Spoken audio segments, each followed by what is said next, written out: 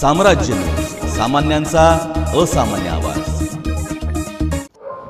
संपूर्ण पद्मशाली समाजाचा एकमेव आंतरराष्ट्रीय पुरोहित म्हणून ओळखले जाणारे श्रीनिवास जिल्हा पंतुरू यांनी अत्यंत लहान वयातच धार्मिक क्षेत्रात उल्लेखनीय कार्य केले आहे।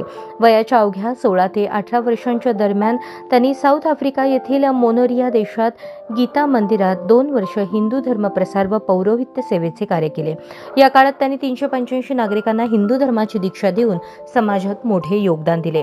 धर्मप्रसाराबरोबरच श्रीनिवास यांनी दशमाविद्या, यंत्रतंत्र, मंत्र, पौरोहित्य, धर्मशास्त्र, ज्योतिषशास्त्र, अंकशास्त्र यांचा सखोल अभ्यास करून वयाच्या 18व्या वर्षीच या सर्व विद्यांमध्ये प्रावीण्य संपादन केले।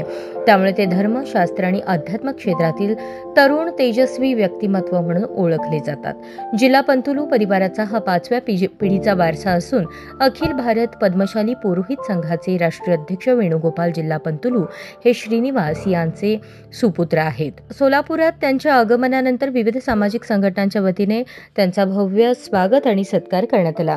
या स्वागत सोहळ्यात संभाजी आरमारतर्फे संस्थापक श्रीकांत बापू डांगे, शिवाजी वाघमोडे, सोलापूर अहिल्यादेवी होळकर विद्यापीठाचे संजय साळुंखे, पद्मशाली समाजाचे शिवराज दासी, सूर्यकांत जिंदम, अमर एक्कलदेवी, राज कांबळे, अविनाश बालयोगी, मोची समाजाचे मोहन जंगम, निलगार समाजाचे कालिदास काळपगार, अरविंद जुल्ला, गिरोपा गणपा यांनी सहभाग घेत वाजंत्रीसह भव्य स्वागत केले। अटकेपार धर्माचा झेंडा फडकवल्याबद्दल जिल्हा पंतुलू परिवाराचे सर्वत्र कौतुक आणि अभिनंदन होत आहे। त्यांच्या या कार्यामुळे केवळ पद्मशाली समाजच नव्हे तर संपूर्ण हिंदू समाजाचा अभिमान वाढला आहे।